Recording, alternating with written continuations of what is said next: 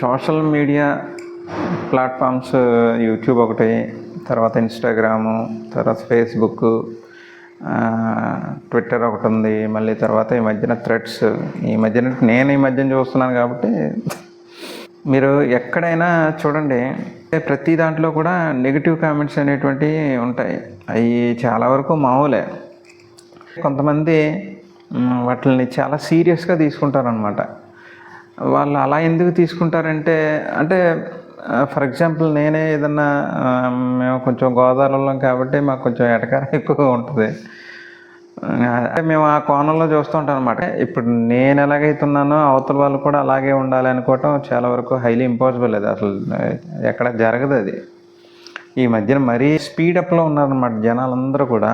ఈ social media platform నుంచి earnings చేసుకునే వాళ్ళు, తర్వాత వాళ్ళ యొక్క ప్రోడక్ట్ని దాన్ని ఏమంటారు, ప్రమోషనల్స్ చేసుకునే వాళ్ళు, పెయిడ్ ప్రమోషన్స్ ఏమంటున్నాయి కదా, అవి చేసుకునే వాళ్ళు ఏంటంటే పర్టికులర్ ఈ టైం నుంచి ఈ టైం వరకు ఇది చేసేయాలి, దాని తర్వాత ఈ టైం నాకు మార్నింగ్ 7 కల్లా ఒక టార్గెట్ ఉంటుందన్నమాట వాళ్ళకి. టార్గెట్ అంటే ఇప్పుడు ఫర్ ఎగ్జాంపుల్ మార్నింగ్ 7 నుంచి ఈవినింగ్ 7 కల్లా నాకు మినిమం ఎలా కదన్నా ఒక 50K వ్యూస్ రావాలి, ఒక 30K లైక్స్ రావాలి. ఇలాగా ఒక టార్గెట్ బేస్ మీద ఉంటున్నారనమాట. 60% అబవ్ వరకు కూడా, 50 or 60% అబవ్ కూడా ఈ విషయాలు వ్యూవర్స్ ఎవరైతే ఉన్నారో వాళ్ళకి తెలియదు. నిన్న మొన్నటిదాకా నేను కూడా అదే పరిస్థితి. నాకు తెలుసు, కాకపోతే ఈ ఎలా ఉంటాయని తెలుసు. నలుగురితోనూ ఉండాలి, నలుగురు నవ్వుతూ ఉండాలి, నలుగురు హ్యాపీగా ఉండాలి. ఇక్కడ వరకే నేను ఎక్కువగా ఆలోచిస్తాను, అంతే తప్ప వాళ్ళకి ఒక టార్గెట్ ఉంది, ఆ టార్గెట్ రీచ్ అవ్వాలి. పొద్దుట 6ంటికి పట్టుకుంటున్నారు ఫోన్ 6ంటికి పట్టుకుని రాత్రి వీలైతే 12, 1 వరకు కూడా ఆన్లైన్లో ఉంటున్నారు. నేను అప్పుడప్పుడు ఓపెన్ చేసి చూస్తుంటాను కదా, చూస్తుంటే అక్కడికి వస్తుందన్నమాట. అంటే వాళ్ళు టార్గెట్ మీద ఉంటున్నారు అనమాట. ఇక్కడి నుంచి ఇక్కడికి రీచ్ అయిపోవాలి. అది ఓకేనమ్మా, మీరు టార్గెట్స్లో ఉంటున్నారు, మీరు ఏదో తపనతో ఉన్నారు, ఎర్నింగ్స్ అది కోసం అని చెప్పేసి ఏదో ఉంటున్నారు. మీరు ఉన్నప్పుడు దాన్ని డైరెక్ట్గా ఇప్పుడు ఫర్ ఎగ్జాంపుల్ యూట్యూబ్ కూడా ఏం చేస్తాడంటే, ఎర్నింగ్స్ ఇచ్చినప్పుడు ఏం చేస్తాడంటే, నేను ఇలా డబ్బులు ఇస్తున్నాను మీకు అనేటువంటిది డైరెక్ట్ చెప్పకుండా వేరే పాయింట్లో నుంచి చెప్పండి అని చెప్పేసి చెప్తాడంట. మరి ఇప్పుడు అది ఉందో లేదో తెలీదు. అలాగే మీరు కూడా చెప్పడానికి ప్రయత్నం చెయ్యండి. కొంతమందికి తెలియదు కదా, మీరు ఇలా ఎర్నింగ్స్ మీద పడుతున్నారని, లేకపోతే ఏదో సంపాదించుకుంటారని, లేకపోతే మీకు ఇట్లాంటి ఒక టార్గెట్ ఒకటి ఉంటుందని. మరి ఆ సన్నాసులకు వాళ్ళకి తెలియదు కదా పాపం. ఏం చేస్తారు మరి? మీరేం చేస్తున్నారు? వాళ్ళ అకౌంట్స్కి దాన్ని ఏమంటారు, రిపోర్ట్ కొట్టేస్తున్నారు. తర్వాత అయిపోతున్నాయి అన్నమాట. వాళ్ళకి టార్గెట్స్ అంటే ఏముండవు, కాకపోతే వాళ్ళకు ఏముంటుందంటే బాధ ఉంటుంది అన్నమాట. అరే నేను ఇప్పుడు ఏం చేశానని ఇలాగ జరిగింది, అకౌంట్ ఎందుకు ఇలాగ వెళ్ళిపోయింది అనేది ఆడికి అర్థం కాదనమాట. ఆడికి మహా అంటే 30 మందో 40 మందో లేదా 100 మందో ఫాలోవర్స్ ఉంటారు. కాకపోతే అంతమంది ఉన్నా కానీ ఆడ ఫ్రెండ్షిప్ పరంగా వెళ్తాడు, తర్వాత దాని గ్యాదరింగ్స్ పరంగా వెళ్తాడు. లేదంటే వాడి ప్రెస్టేజ్ వాడికి ఉంటుంది కదా. మీరు ఈ ఆలోచించుకోవాలి. ఎవడైనా రిపోర్ట్ కొట్టేవాడైనా, లేకపోతే నీకు నచ్చినట్టు రుద్దుకుంటూ రాసేవాడు ఎవడైనా సరే, అవి గుర్తుంచుకోవాలి. మీ టార్గెట్లు మీకు ఎలాగ ఉంటాయో ఇక్కడ మా బంధాలు మాకు అలాగ ఉంటాయి కదా, మా వాల్యూస్ మాకు ఉంటాయి కదా. అది పాయింట్ గమనించుకోవాలి. మీరు రిపోర్ట్ కొట్టేస్తే ఇది పోద్ది, ఇంకో అకౌంట్ వేసుకుంటాడు. మరి మేము కానీ అలా ముందుకు వచ్చామంటే మీకున్నది ఒకటే ఉంటుంది, అది మొత్తానికి పోద్ది అనమాట. అలాగా ఇప్పుడు నాలంటోడో లేకపోతే ఇంకోడెవడో అలాగా ఒక స్టెప్ ముందుకు వేయటానికి ఉంటుంది. మిగతా వాళ్ళు చాలా వరకు 90% ఎవరో వేయరు. కాబట్టి ఆ పాయింట్ కొంచెం జాగ్రత్తగా ఆలోచన చేసుకుని ఉండండి.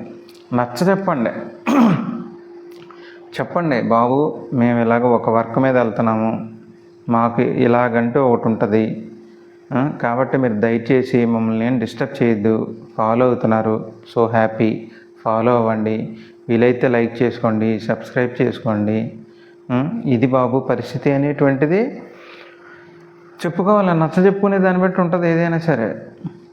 అంతేగాని మీరు 2 బూత్ మాటలు ఏదో వదిలేసి, లేకపోతే ఇంకోటి ఎవడో వీళ్ళు ఉంటారనమాట నిజంగా. ఈ ఎవరెల్లో సైడ్ యాక్టర్స్ అంటారా వాళ్ళని, సైడ్ యాక్టర్స్ లాగా ఇందులో కూడా మీ సైడ్ యాక్టర్స్ ఉంటారు కొంతమంది.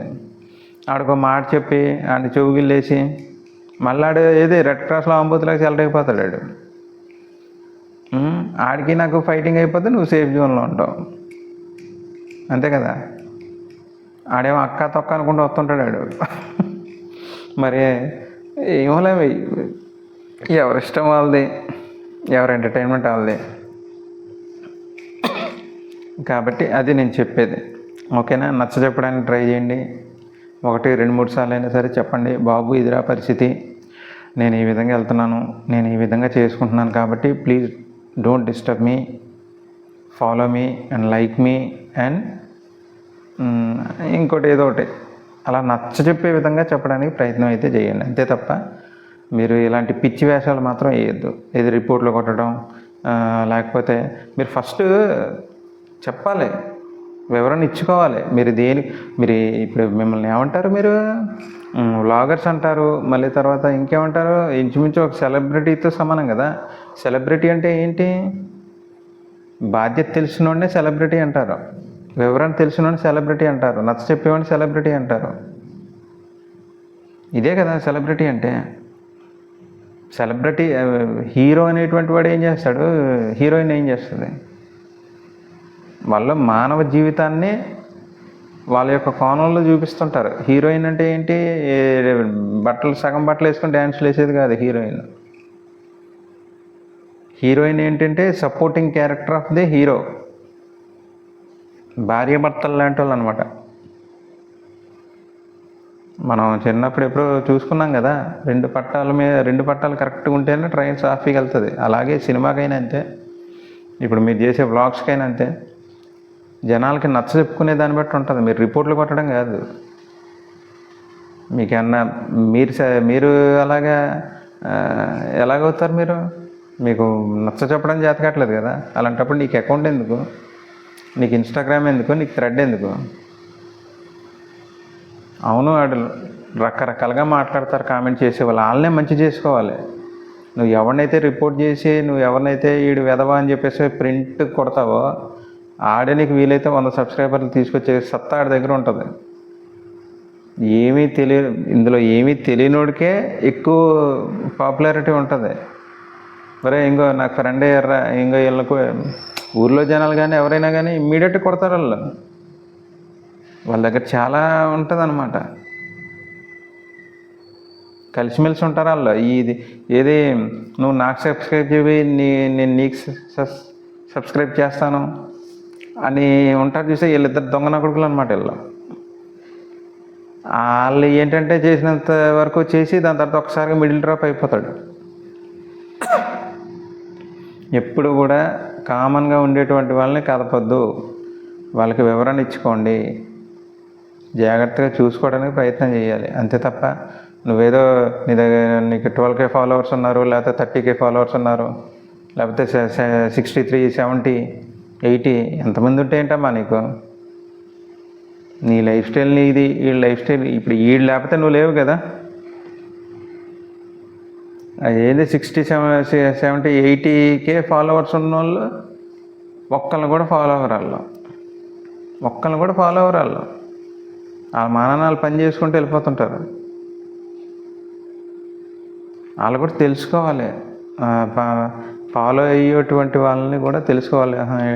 పలానాడు మనల్ని ఫాలో అవుతున్నాడు, కనీసం ఒక టైం అంటూ చూసుకునే థ్యాంక్ యూ అనేటువంటి ఒక మాట కూడా చెప్పరనమాట. అదే అంటున్నాను కదా, పిచ్చి మాలోకాలు ఫాలో చేసే ప్రతి ఒక్కటి కూడా పిచ్చి మాలోకాలు. మీరు పైగా పోయి వాళ్ళ మీదే మీరు రిపోర్ట్లు, కేసులు పెడుతుంటారు. అంటే ఇప్పుడు మీరు ఇక్కడ వీళ్ళు చేసేటువంటి తప్పు ఏంటి, నిన్ను ఫాలో చేయటం ఇటు చేసిన తప్పు, అంతే కదా. అది పాయింట్ అర్థం చేసుకోండి. కరెక్ట్గా ఉండండి. ఒకవేళ ఎవడన్నా తప్పుగా కామెంట్ చేసినా కానీ ఒరి బాబు తప్పమ్మా అలా చెయ్యొద్దు అని 1కి 2-3 సార్లు నచ్చజెప్పండి. నాకు తెలిసి 2-3 సార్లు అంటే అబ్బో చాలా టఫ్ అనమాట అది. ఈలో ఖచ్చితంగా పాయింట్ అర్థం చేసుకుంటాడు, నీకు దగ్గరగా ఉంటాడు, వింటాడు మాట. అది ఇప్పుడు ఇంకో చూసావా, నాకు రిక్వెస్ట్ టైం వచ్చింది, నేను చెప్పుకోవాలి. నా బతుకు తెరువు నాది, నా లైఫ్ స్టైల్ నాది, నా బ్రతుకు తెరువు నాది కదా, నాది నేను చెప్పుకోవాలి. ఈ వీడియో చూస్తున్న ప్రతి ఒక్కరు కూడా నా ఛానల్కి సబ్స్క్రైబ్ చేయండి, లైక్ చేయండి, ఏంటి ఈ కామెంట్ అనేటువంటిది చెయ్యండి. ఓకేనా? Thank you for watching. Bye.